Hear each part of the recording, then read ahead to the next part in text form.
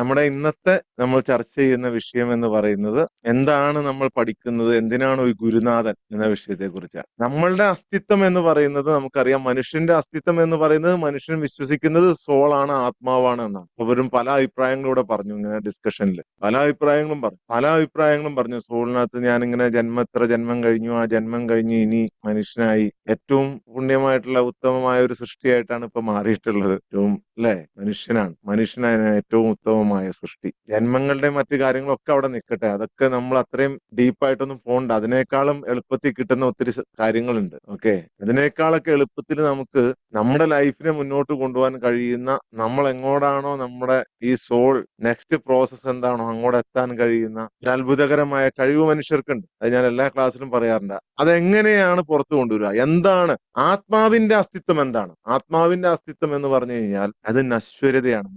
നശിക്കാത്തതാണ്. ആത്മാവിന്റെ നശ്വരതയാണ്, അനന്തതയാണ്. ആത്മാവിന്റെ അസ്തിത്വം എന്ന് പറയുന്നത് അനന്തതയാണ്, അനന്തം. ഈ ഭൂമിയിലെ ജീവിതത്തിൽ ഞാൻ പറഞ്ഞു, ഭൂമിയിലൂടെ നമ്മൾ പോവല്ല, ഭൂമി നമ്മളിലൂടെയാണ് പോണത്. നമ്മൾ തീരുന്നില്ല, ഭൂമിയൊക്കെ പോകും, നമ്മൾ ഒരിക്കലും തീരുന്നില്ല. അതാണ് നമ്മുടെ ഏറ്റവും സൂപ്പർ പവർ എന്ന് പറയുന്നത്. നമ്മൾ തീരാത്തതാണ് നമ്മുടെ സൂപ്പർ പവർ എന്ന് പറയുന്നത്. സോ നമ്മളുടെ ആത്മാവ് മുന്നോട്ട് പോകുമ്പോൾ, ഈ ഭൂമിയിൽ നമ്മൾ ജീവിക്കുമ്പോൾ നമ്മൾ മുഴുവൻ സമയവും ഫോർഗീവ്നെസ്സിനകത്തും ഗ്രാറ്റിറ്റ്യൂഡിനകത്തും അൺകണ്ടീഷണൽ ലവിലുമാണ് എന്നുണ്ടെങ്കിൽ നമുക്ക് ആത്മാവിന്റെ താളം നമുക്ക് തിരിച്ചു കിട്ടും. ആ താളം തിരിച്ചു കിട്ടിക്കഴിഞ്ഞു കഴിഞ്ഞാൽ അവിടെ നിങ്ങൾക്ക് ഒരാളെ ആവശ്യമാണ്. മൂടിക്കിടക്കുന്ന ഒരു നിധിയാണ് മനുഷ്യൻ. മൂടിക്കിടക്കുന്ന ഒരു നിധി, ട്രഷർ, ലോകത്തെങ്ങും ഇല്ലാത്ത അത്രയും പവർഫുൾ ആയിട്ടുള്ള ഒരു നിധി, രത്നശേഖരം. ഇന്ന് വളരെ ഇതിനോട് ചേരുന്ന ഒരു ഇൻട്രോയാണ് നൗഷിത്ത് പറഞ്ഞത്. ഒരു രത്നശേഖരമാണ് മനുഷ്യൻ. സൂര്യപ്രകാശമേൽക്കാത്ത പുൽനാമ്പുകളെ പോലെ സ്വയം തിരിച്ചറിയാതെ അജ്ഞതയിൽ, വിഭാഗീയതയുടെയും അല്പജ്ഞാനത്തിന്റെയും കരിമ്പടത്തിനുള്ളിൽ യഥാർത്ഥ മനുഷ്യൻ, നിങ്ങളുടെ യഥാർത്ഥ ആത്മാവ് മൂടിപ്പോച്ച് കിടന്നുറങ്ങുകയാണ്. നിങ്ങളിപ്പോ എല്ലാവരും എഴുന്നേറ്റ് ഇവിടെ ഇരിക്കുന്നത്. നിങ്ങളുടെ ഹൃദയത്തിനകത്തെ മാന്ത്രിക ചെപ്പിൽ നിഗൂഢമായ ഒരു വെളിച്ചമുണ്ട്. നിഴലില്ലാത്ത വിശുദ്ധമായ ഒരു വെളിച്ചം. അതിൽ സ്പർശിക്കുന്നവൻ അനശ്വരത അറിയും. അവൻ ആത്മാവിനെ അറിയും. ആ ദിവ്യമാന്ത്രികതയിലേക്കാണ് ഗുരു നിന്നെ കൈപിടിച്ചു കൊണ്ടുപോകും. എത്ര പേർക്ക് ക്ലിയറായി? നിങ്ങളുടെ ഹൃദയത്തിനകത്തെ മാന്ത്രിക ചെപ്പിൽ നിഗൂഢമായ ഒരു വെളിച്ചം, നിഴലില്ലാത്ത വിശുദ്ധമായ ഒരു ഡിവൈൻ ലൈറ്റ്. അതിൽ സ്പർശിക്കുന്നവൻ അനശ്വരത അറിയും. അതോടെ അവൻ സ്വന്തം ആത്മാവിനെ തിരിച്ചറിയും. അവൻ എന്താണെന്ന് തിരിച്ചറിയും. അവന്റെ പവർ തിരിച്ചറിയും. അവന്റെ മൈൻഡ് പവർ തിരിച്ചറിയും. ആ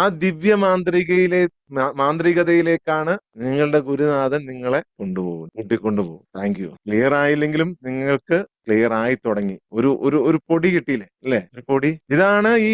ഇത് ഒരു പ്രത്യേകതയുണ്ട് ഈ ഒരു പാതയ്ക്ക്, ഈ ഒരു യാത്രയ്ക്ക്. അതാണ് ഈ മിറാക്കിൾ മോർണിംഗ് ട്രാവലിന്റെ പ്രത്യേകത. നിങ്ങൾ ഇതിനകത്ത് കയറിയിരിക്കുന്ന ആളുകളെല്ലാം മുറുകെ പിടിക്കുക. ഒരു സെക്കൻഡ്. ഓക്കെ, മുറുകെ പിടിച്ചിരിക്കുക. ഈ പാതയ്ക്ക് ഒരു പ്രത്യേകതയുണ്ട്. ഈ യാത്രയ്ക്ക് ഒരു പ്രത്യേകതയുണ്ട്. ഒരു ദിവസം ഇതിൽ മുറുകെ പിടിച്ചിരിക്കുന്ന ഇത്രയും ആളുകളും നാളെ എല്ലാം നഷ്ടപ്പെട്ട് ആർക്കെങ്കിലും ഒക്കെ വിളക്കായി മാറും. നിങ്ങൾ തുടർച്ചയായി ഇതിൽ പിടിച്ചിരുന്ന. ഇതിൽ എന്റെ ട്രെയിനേഴ്സ് ഉണ്ട്, സോൾ ട്രെയിനേഴ്സ്. അവരാണ് ഈ ഒരു പ്രോഗ്രാം സ്റ്റാർട്ട് ചെയ്യാൻ തന്നെ കാരണം. ഞാൻ ഇങ്ങനെ ഒരു പ്രോഗ്രാം തന്നെ ഞാൻ എന്റെ പ്ലാനിൽ ഉണ്ടായിരുന്നു. അവര് അതിന് അവരുടെ ഒരു സെൽഫ് ഇംപ്രൂവ്മെന്റിന് അവര് മുന്നോട്ട് വന്നത് കൊണ്ടാണ് ഈ പ്രോഗ്രാം ഉണ്ടായത്. സോ അതിലുള്ള 16 നേരിട്ട് നിങ്ങൾ കാണുന്ന ആള്, 3 പേര് നിങ്ങൾ കാണാത്ത ആള്, ഇവര് 19 പേര് നിങ്ങളുടെ വഴികാട്ടികളാണ്. അവരാണ് ഇതിന് കാരണം. ഇതിൽ നിങ്ങൾ എത്രത്തോളം ഉറച്ചു നിൽക്കുന്നുവോ, നിങ്ങൾ കേൾക്കുന്നുവോ, ഈ ഒരു ചക്രത്തിൽ ഇത് ഒരു വിശുദ്ധമായ ചക്രമാണ്. ഇത് ലോക ആരംഭകാലം മുതൽ, മനുഷ്യാരംഭകാലം മുതൽ ഈ ചക്രം ഇങ്ങനെയാണ് പോയിട്ടുള്ളത്. നിങ്ങളും നാളെ ഒരാൾക്ക് എല്ലാം നഷ്ടപ്പെട്ട ഒരു മനുഷ്യന് നിങ്ങളൊരു പ്രകാശമായി മാറും. അതാണ് പവിത്രമായൊരു വിശ്വാസം. അതാണ് ഇതിന്റെ ഒരു നിഗൂഢമായ ഒരു ചക്രം എന്ന് പറയാം. അതുകൊണ്ട് തന്നെ നിങ്ങൾ പവിത്രതയോടുകൂടി തന്നെ ഈ ക്ലാസ് അറ്റൻഡ് ചെയ്യണം. നിങ്ങൾ രാവിലെ മുഖം കഴുകി, കൈകൾ കഴുകി, കാലുകൾ കഴുകി തന്നെ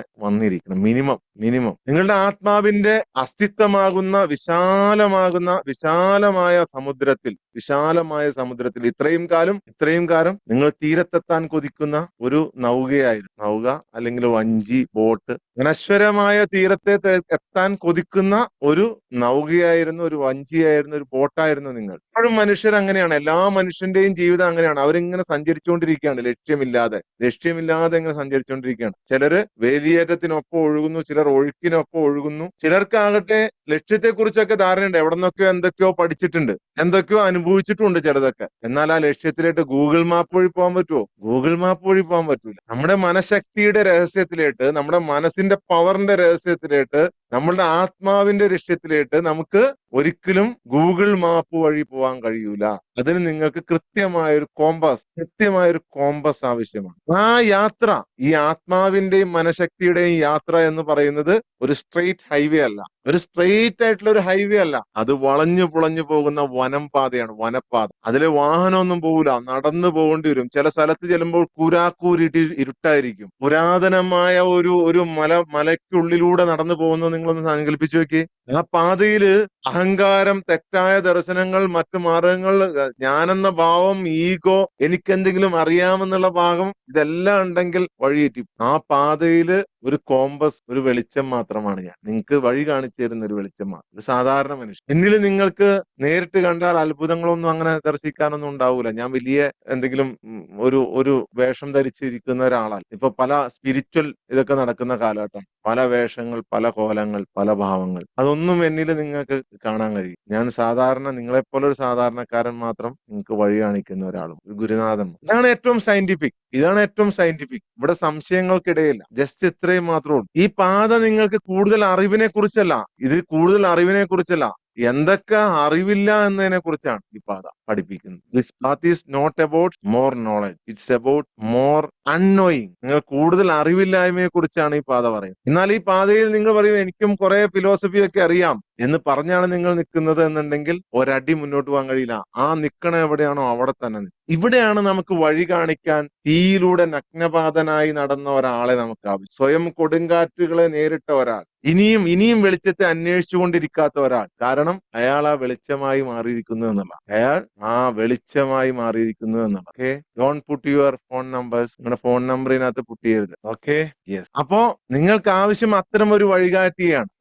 അത് മാത്രമാണ് നമ്മൾ ഒരു അധ്യാപകൻ, ഒരു ഗുരുനാഥൻ എന്ന് പറയുന്നത് ഒരിക്കലും നിങ്ങൾക്ക് ഒരു ഭൂപടം തരുന്ന ആളല്ല. ഇറ്റ്സ് എ ലൈറ്റ്, ഒരു വിളക്കാണ്. ഗുരുനാഥൻ ഒരിക്കലും നിങ്ങൾക്ക് ഉത്തരം നൽകില്ല. നിങ്ങൾ അങ്ങനെ വിചാരിക്കരുത്. ഉത്തരം നൽകുമെന്ന് വിചാരിക്കരുത്. അവർ നിങ്ങളുടെ ഉള്ളിലുള്ള ചോദ്യകർത്താവിനെ ഉണർത്തുകയാണ് ചെയ്യുന്നത്. ഒരു ഗുരുനാഥൻ. എന്താണ് സത്യം? ഒരു ഗുരുനാഥനും സത്യം കാണിച്ചു തരില്ല, നിങ്ങൾക്ക് നേരിട്ട് കാണിച്ചു തരില്ല. പക്ഷേ സത്യം നിങ്ങളുടെ ഉള്ളിൽ പ്രത്യക്ഷപ്പെടുന്നതിനായി നിങ്ങളുടെ നുണകളെ ആ ഗുരുനാഥന്മാർ കത്തിച്ചു കളയും. ഞാൻ ആദ്യം പറഞ്ഞ അജ്ഞതയുടെയും വിഭാഗീയതയുടെയും ഒരു മൂടുപടം പൊതിച്ച് കിടക്കണല്ലേ, ആ മൂടുപടത്തെ കത്തിച്ചു കളയും. അത് കത്തിച്ചു കളഞ്ഞാൽ നിങ്ങൾക്ക് കിട്ടിയെന്നുള്ളത്. ഷംസു തബ്രീസ് മുതൽ റൂമി വരെ, ബുദ്ധൻ മുതൽ രമണ മഹർഷി വരെ, യേശു മുതൽ മുഹമ്മദ് നബി വരെ, എല്ലാവരും അതിൽ പലർക്കും ഇതിനൊരു വഴികാട്ടി ഉണ്ടായിരുന്നു, ഒരു വെളിച്ചം ഉണ്ടായിരുന്നു അവരുടെ മുമ്പിൽ. അല്ലെങ്കിൽ അവർ സ്വയം ആ വെളിച്ചമായി മാറിയവരാണ്. അവർ ഓട്ടോമാറ്റിക്കലി ആ വെളിച്ചമായി മാറിയിരുന്നു അവരുടെ ജീവിതം കൊണ്ട്, അവരുടെ കാലം കൊണ്ട്. ഗുരു എന്ന് പറയുന്നത് ഒരു കണ്ണാടിയാണ്. ആ കണ്ണാടിക്ക് ഒരു പ്രത്യേകതയുണ്ട്, ഗുരുവിന്റെ കണ്ണാടി. നമ്മുടെ കണ്ണാടിയിൽ നോക്കിക്കഴിഞ്ഞാൽ എങ്ങനെയാണ് നമ്മൾ കാണുന്നത്? ഫ്രണ്ട് മാത്രമേ കാണുള്ളൂ, അല്ലെ? ഫ്രണ്ട് മാത്രം. പിന്നെ കാണണമെങ്കിൽ എന്ത് ചെയ്യണം? പുറകിലൊരു കണ്ണാടി കൂടി വെക്കും. പിരടി കാണണമെങ്കിൽ, ബാക്ക് കാണണമെങ്കിൽ പിരടിയിൽ ഒരു പുറകിലൊരു കണ്ണാടി കൂടെ വെക്കണ്ടേ? അത്തരം ഒരു കണ്ണാടിയാണ്, നമ്മെ മൊത്തം കാണുന്ന ഒരു കണ്ണാടിയാണ് ഗുരു. അല്ലാതെ നിങ്ങളുടെ മുഖസ്തുതി പറയുന്നവനല്ല. അപ്പൊ നിങ്ങളെ കൊണ്ട് എപ്പോഴും നമ്മളെത്തുന്ന മുഖസ്തുതി കിട്ടുമെന്ന് നിങ്ങൾ പ്രതീക്ഷിക്കരുത്. അധ്യാപകൻ ചിലപ്പോൾ നിങ്ങളുടെ അഹങ്കാരത്തെ മുറിവേൽപ്പിക്കും, പക്ഷെ അവൻ നിങ്ങളുടെ ആത്മാവിനെ സുഖപ്പെടുത്തും. നിങ്ങളുടെ ആശ്വാസത്തെ ചില സമയത്ത് തല്ലിപ്പൊളിക്കും, പക്ഷെ നിങ്ങളിലേക്ക് ധൈര്യം തുന്നിച്ചേർക്കും. അവർ നിങ്ങളോട് സറണ്ടർ ചെയ്യാൻ പറയും. സറണ്ടർ എന്നാൽ ചില മനുഷ്യർക്ക് തീയിലേട്ട് കീഴടങ്ങും പോലെയാണ്, തീയിലർപ്പിക്കും പോലെയാണ്. അവന്റെ അഹങ്കാരം, അഹന്ത, ഞാനെന്ന ഭാവം, ഞാൻ എന്തോ നേടിയതാണ്, ഞാൻ ഇത്രയും കാലം കൊണ്ട് പലതും നേടി എന്നുള്ള ആ ഭാവം തീയിലർപ്പിക്കുക. തീയിലെറിയും പോലെയാണ് ആ കീഴടങ്ങൽ അവർ ചിലർക്ക്. എന്നാൽ നിങ്ങൾ അവിടെ നിന്ന് എഴുന്നേൽക്കുന്നത് ഒരു സ്വർണമായിട്ടായിരിക്കും, തീയിലുരുകി സ്വർണമായിട്ട്. അവിടെയാണ് സറണ്ടറിന്റെ പ്രത്യേകത. നിങ്ങളെ ഗുരുനാഥൻ തീയിലേട്ടാണ് എടുത്തെറിയുന്നത്. സറണ്ടർ ചെയ്യുന്ന പറയുമ്പോൾ ചിലർക്ക് അത് പൊള്ളുന്നതാണ്. അങ്ങനെ സറണ്ടർ ചെയ്യുന്നവർക്കാണ് ശരിക്കും യഥാർത്ഥമായ സംഭവം അറിയുന്നത്. ഇനി നിങ്ങൾ യഥാർത്ഥ ഗുരുനാഥനെയാണോ കണ്ടെത്തിയെന്ന് എങ്ങനെ മനസ്സിലാവും? ഇതും മനസ്സിലാവണ്ടേ. യഥാർത്ഥ ഗുരുനാഥനെയാണ്, യഥാർത്ഥ മനഃശക്തി, മൈൻഡ് പവർ പഠിപ്പിക്കുന്ന, അല്ലെങ്കിൽ യഥാർത്ഥ സോളിനെ തിരിച്ചറിയാൻ പഠിപ്പിക്കുന്ന ഒരു ആത്മാവിനെയാണ് നിങ്ങൾ കണ്ടെത്തിയത് എന്ന് എങ്ങനെ മനസ്സിലാവും? അയാളുടെ കെട്ടോ ഭാവമോ അല്ലെങ്കിൽ ദേഹത്ത് അണിഞ്ഞിരിക്കുന്ന മാലകളുടെയും കുറെ സാധനങ്ങൾ അണിഞ്ഞേക്കണേന്റെ കനോ, അല്ലെങ്കിൽ ലക്ഷക്കണക്കിന് അനുയായികളുള്ളതോ, അങ്ങനെ എന്തെങ്കിലും ആണോ? അല്ലെങ്കിൽ അവരുടെ എന്തെങ്കിലും വാക്കിലാണോ? ഞാനിപ്പോ നന്നായിട്ട് സംസാരിക്കുന്നത് എന്റെ വാക്കിലാണോ? എങ്ങനെയാണ് നിങ്ങൾക്ക് തിരിച്ചറിയാൻ പറ്റുക? ആർക്കെങ്കിലും ഒന്ന് ടൈപ്പ് ചെയ്തിടാവോ പെട്ടെന്ന്? ഗ്യാപ്പ് വരരുത് സംസാരിക്കേണ്ടത്. ഞാനിങ്ങനെ ഇടയ്ക്കിടയ്ക്ക് ഇങ്ങനെ നിശബ്ദനാകുന്നുണ്ട്, സമയം പോകും. എങ്ങനെയാണ് ഒരു നല്ല ഗുരുനാഥനെ കിട്ടിയെന്ന് മനസ്സിലാകുന്നത്? അത് ഇട്ടിട്ടില്ല അല്ലെ? സംതൃപ്തി, ആത്മസംതൃപ്തി, നമ്മളിലുള്ള മാറ്റം, മനസ്സിന് സമാധാനം, ഇതൊക്കെ ഉണ്ട് അതിന്റെ രഹസ്യം. നന്മകളായിട്ട് നയിച്ചാൽ മാത്രം ഈ ഈ ഈ ഒരു ഗുരുനാഥനാവൂല. ഈ ഒരു ഗുരുനാഥൻ നിങ്ങൾക്കാകണമെന്നുണ്ടെങ്കിൽ നിങ്ങൾ എന്തെങ്കിലും ഫീൽ ചെയ്യും.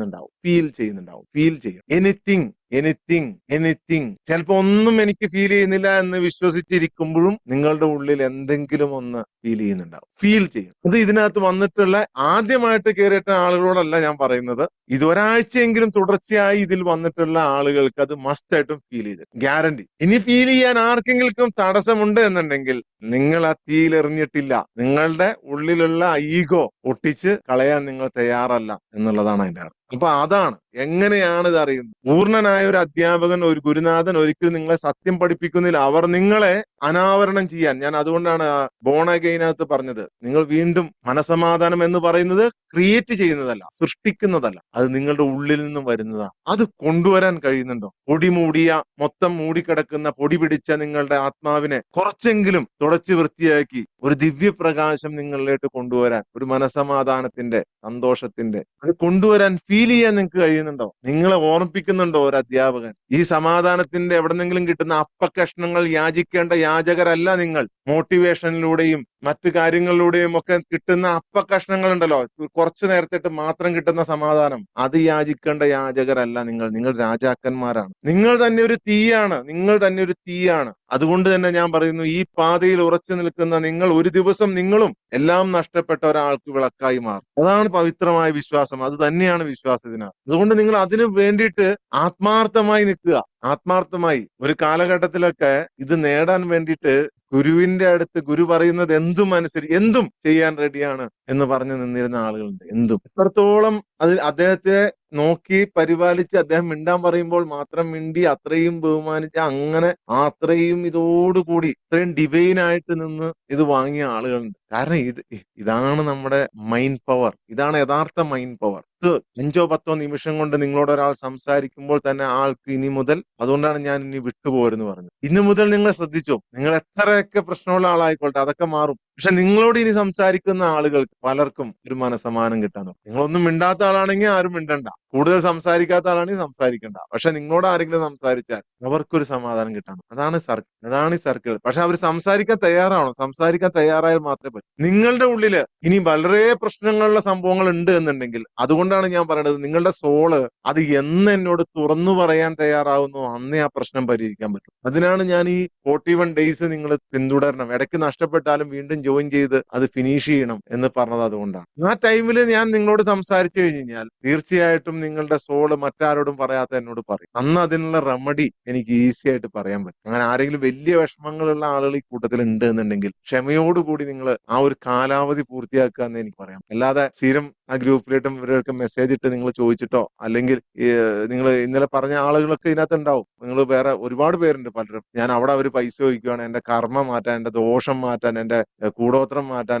ഇതിനൊന്നും നിങ്ങൾ ഇനി പൈസ കൊണ്ടുപോയി കളയരുത്. കൂടോത്രത്തിനും മന്ത്രവാദത്തിനും അത് മാറ്റാനും ഇത് മാറ്റാനും ഒന്നും കളയരുത്. നിങ്ങൾ അങ്ങനെ ഒരു പവറായി മാറിക്കൊണ്ടിരിക്കും. ഒന്നിനും പൈസ കൊണ്ടുപോയി കളയരുത്. ഇത്രയും പേരോടാണ് ഞാൻ പറഞ്ഞത്. ഇനി എന്നെ കേൾക്കാൻ പോകുന്ന ആളുകളോടും കൂടിയിട്ടാണ് ഈ സംസാരം. എന്നെങ്കിലും കേട്ടാൽ ഇപ്പൊ നമ്മൾ അതിന് വേണ്ടിയിട്ട് തയ്യാറായിട്ടിരിക്കുക. നമ്മള് ആ ഒരു മൈൻഡിലേട്ട്, നമ്മള് വിശുദ്ധമായ ഒരു മനസ്സിലേട്ട് എപ്പോഴും ഗ്രാറ്റിറ്റ്യൂഡ്, എപ്പോഴും നന്ദി, ഈ ലോകത്തോടും എല്ലാവരോടും, നേരെ ഓപ്പോസിറ്റ് നിൽക്കുന്ന സോളിനോടും നന്ദിയോടുകൂടി നമ്മൾ എപ്പോഴും അവരെ കാണാൻ പഠിക്കുക. എപ്പോഴും നമ്മുടെ മനസ്സിൽ ഫോർഗീവ്നെസ് ഉണ്ടാകുക.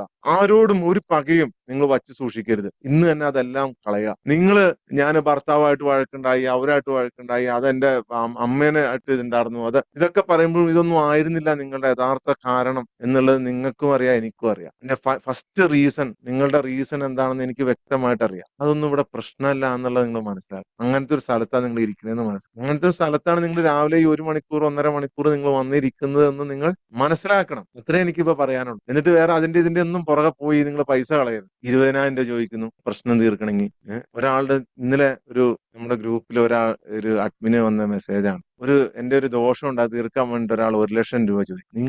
നിങ്ങൾ എന്താണ് എന്നിട്ട് അത് ഉണ്ടാക്കാൻ കഴിയില്ല, എന്നിട്ട് ഉണ്ടാക്കി കൊടുക്കാൻ പോവാണ്. നിങ്ങൾ ഇവിടെ കുറച്ച് വെയിറ്റ് ചെയ്യൂ, നിങ്ങൾ ക്ഷമയോടുകൂടി കാത്തിരിക്കുക. ഞാൻ പറഞ്ഞു, ഇതൊക്കെ മൈൻഡ് പവറിന്റെയും എല്ലാത്തിന്റെയും അപ്പൂപ്പനെയാണ് നിങ്ങൾ ഇവിടെ പഠിച്ചുകൊണ്ടിരിക്കുന്നത്. ഇതിനപ്പുറത്ത് ഇനി ഒന്നും പഠിക്കാനില്ല. ഒരു മന്ത്രവാദവും കൂടോത്രവും ഒന്നും നിങ്ങളെ ഏൽക്കൂല. നിങ്ങൾ ജസ്റ്റ് ഈ പവർ ഒന്ന് സ്വന്തമാക്കുക. നിങ്ങൾ ഇരിക്കത് മനസ്സിന്റെ ശക്തി നിങ്ങളൊന്ന് സ്വന്തമാക്കുക. അതിനപ്പുറത്ത് നിങ്ങൾ പെട്ടെന്ന് ഇപ്പൊ തന്നെ നിങ്ങളെല്ലാം നേടാൻ വേണ്ടിയിട്ട് അങ്ങ് ഒന്നും പെട്ടെന്ന് ഉണ്ടാവില്ല. എപ്പോഴും പറയാറുണ്ട്, കബീർ പറഞ്ഞ പോലെ വളരെ പതുക്കെ പതുക്കെ വെള്ളം ഒഴിച്ചേ ഒരു മരം വളർന്നു വരും. 100 കുടം വെള്ളം കൊണ്ടുപോയി നിങ്ങൾ ഒഴിച്ചാലും അതിന് വളരാൻ വേണ്ടിട്ടൊരു ഒരു നിശ്ചയ സമയമുണ്ട്. അത് ഒരു ചുരുങ്ങിയ സമയം, വർഷങ്ങൾ കഷ്ടപ്പെട്ട് കാടുകൾ കയറി മലകൾ കയറി മലകൾക്ക് മുകളിൽ മാത്രം താമസമാക്കി. നിങ്ങൾ കണ്ടിട്ടില്ലേ പല സ്ഥലങ്ങളിലും ചില ആളുകൾ മരണപ്പെട്ട അവരുടെ അവരുടെ സമാധി പോലെയും ഇതുപോലെയൊക്കെ ഉണ്ടാക്കി അവിടെയൊക്കെ പോയി ആൾക്കാരെ എങ്ങനെയാണ് ഇവർ അവിടെയൊക്കെ എത്തിപ്പെട്ടതെന്ന് നിങ്ങൾ ചിന്തിച്ചിട്ടുണ്ടോ?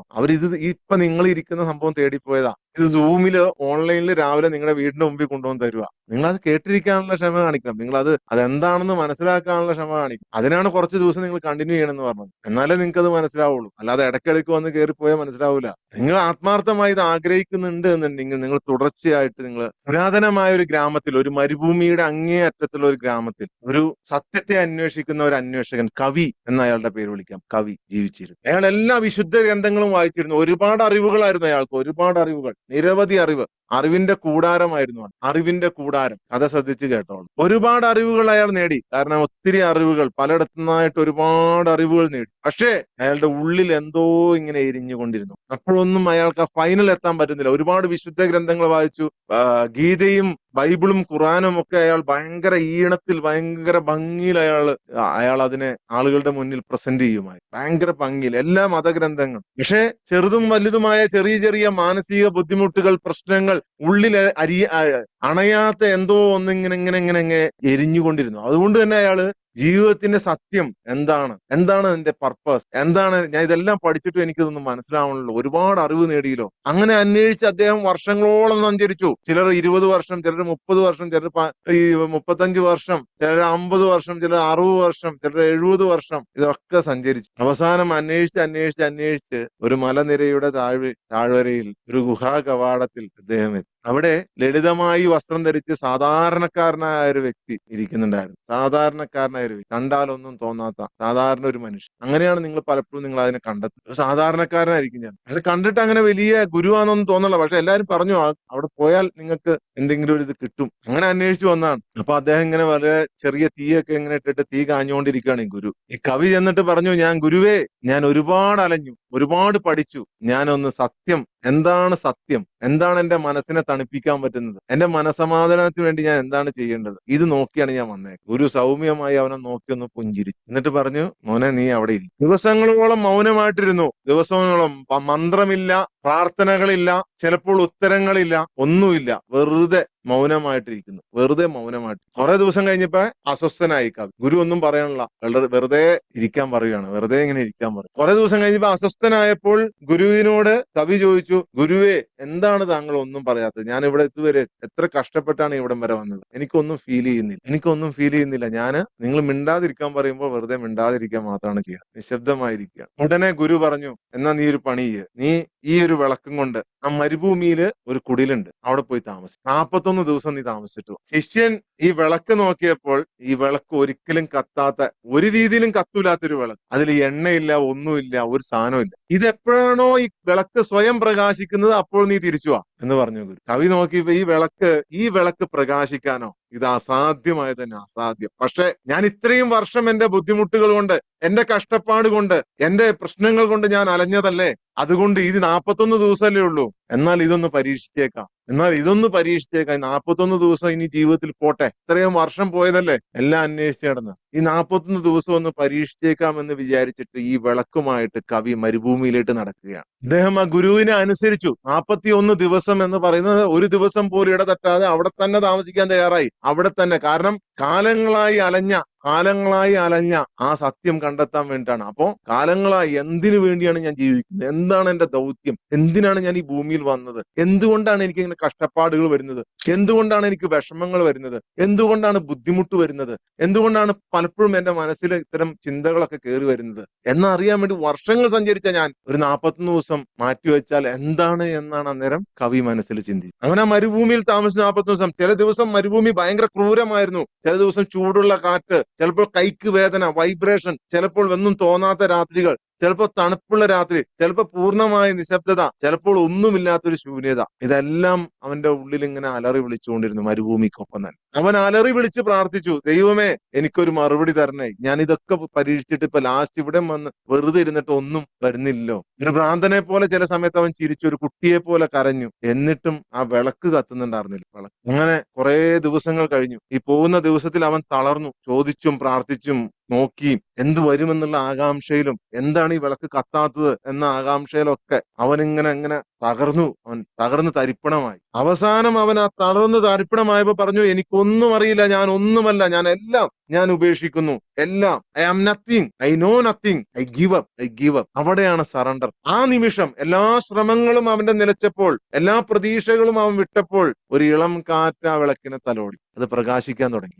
അവന്റെ ശ്വാസം തന്നെ നിലച്ചു. അവൻ അത് കണ്ടിട്ട് അവൻ അത്ഭുതപ്പെട്ടു പോയി. അവൻ ആ വിളക്കെടുത്തുകൊണ്ട് അവന്റെ ഗുരുവിന്റെ അടുത്തേട്ട് അവൻ പാഞ്ഞു. അവൻ ഗുരുവിന്റെ മുമ്പിൽ മുട്ടുകുത്തി വീണിട്ട് അവൻ പറഞ്ഞു, ഗുരുവേ, ആ വിളക്ക് പ്രകാശിച്ചു. പക്ഷേ ഞാൻ എത്ര ശ്രമിച്ചിട്ടും അത് പ്രകാശിച്ചില്ല. ഞാൻ കീഴടങ്ങിയപ്പോൾ മാത്രമാണ്, ഞാൻ സറണ്ടർ ചെയ്തപ്പോൾ മാത്രമാണ് അത് പ്രകാശിച്ചു. ഉടനെ ഗുരു പുഞ്ചിരിയോടെ പറഞ്ഞു, മകനെ, നീ പുറത്ത് അന്വേഷിച്ച് നടക്കുകയായിരുന്നു ജാലി. നിന്റെ കീഴടങ്ങലാണ് ആ തീപ്പൊരി വീണിച്ചു. നിന്റെ കീഴടങ്ങലാണ്, പൂർണ്ണമായ കീഴടങ്ങലാണ് ആ തീപ്പൊരി വീഴിച്ചത്. ഗുരു പറഞ്ഞു, ഞാൻ തീയല്ല, ഞാൻ നിങ്ങളെ സ്വന്തം തീപ്പൊരി കണ്ടെത്താൻ സഹായിക്കുന്ന ഒരു കാറ്റാണ് ഞാൻ, ഒരു വെളിച്ചമാണ് ഞാൻ, നിങ്ങളെ വഴി കാണിക്കുള്ളൂ. യഥാർത്ഥ അധ്യാപകൻ എന്ന് പറയുന്നത് വേഷം മാറിയ ഒരു തീജ്വാലയാണ്. വേഷം മാറിയ ഒരു തീജ്വാല, പ്രകാശം. പ്രകാശിക്കാൻ ഗുരുനാഥൻ നിങ്ങളെ പഠിപ്പിക്കുന്നില്ല. നിങ്ങളുടെ പ്രകാശത്തെ തടയുന്ന എല്ലാത്തിനെയും കത്തിച്ചു കളയാണ് ചെയ്യുന്നത്. കത്തിച്ചു കളയുന്നതാണ്. എങ്ങനെയാണ് അത് കത്തിച്ചു കളയേണ്ടതെന്ന് പഠിക്കും. ചില സമയത്ത് അവര് നിശബ്ദരാണെന്നും ചില സമയത്ത് നിഷ്ക്രിയരാണെന്നും ചിലപ്പോൾ ഭയങ്കര പരുഷമാണെന്നും ദേഷ്യം വരുന്നു എന്നൊക്കെ തോന്നും. പല രീതിയിലാണ് ഇതിന്റെ അധ്യാപനം. ചിലപ്പോൾ നിശബ്ദതയിലാണ്, ചിലപ്പോൾ ഉച്ചത്തിലാണ് സംസാരിക്കുന്നതൊക്കെ തോന്നും.